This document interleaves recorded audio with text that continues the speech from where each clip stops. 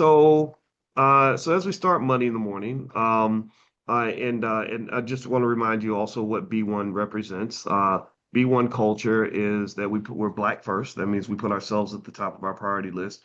In case you're new and in case you're wondering, Black first does not mean that we hate white people. I do not have enough energy to sit around and complain about the string of atrocities that white folks have committed throughout the years, nor do I think it's going to actually help us solve a problem.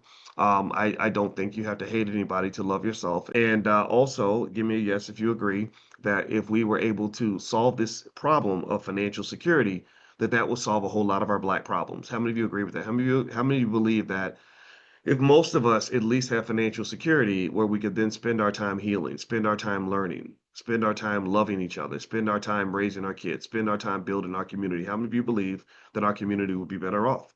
So I asked you this simple question to get a simple answer because it's not as complex as you think.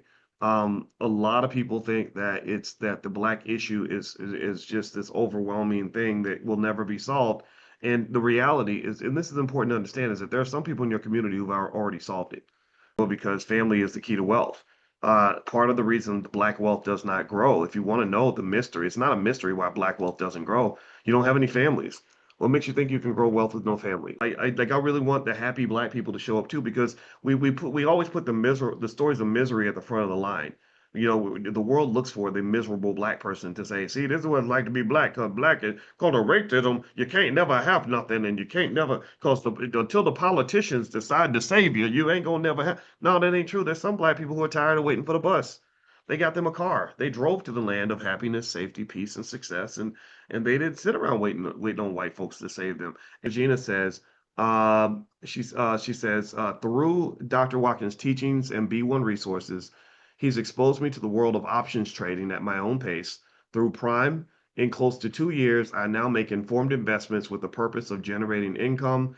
I earn an estimated $1,500 a month. Good for you. If you're not there yet, that's fine. But let's get there because I want your life to get better. A lot of times we raise our kids to say, hey, if you grow up and you play by the rules and you do what you're told and you go to school and go in debt in college, somebody will give you an opportunity. Well, I'll be damned if we got to wait around for our kids to receive an opportunity from their oppressor. We should be creating the opportunities. We create the systems. We create the wealth. We create the generational plan.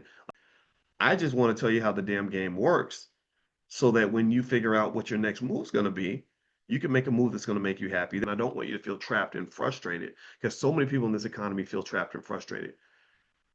That's that's why I talk to you every day in hopes that I can support you in that process. Or you can also text the word youth to the number 87948. So text youth to 87948 and I'll send you some of our resources and maybe they'll make good Christmas gifts.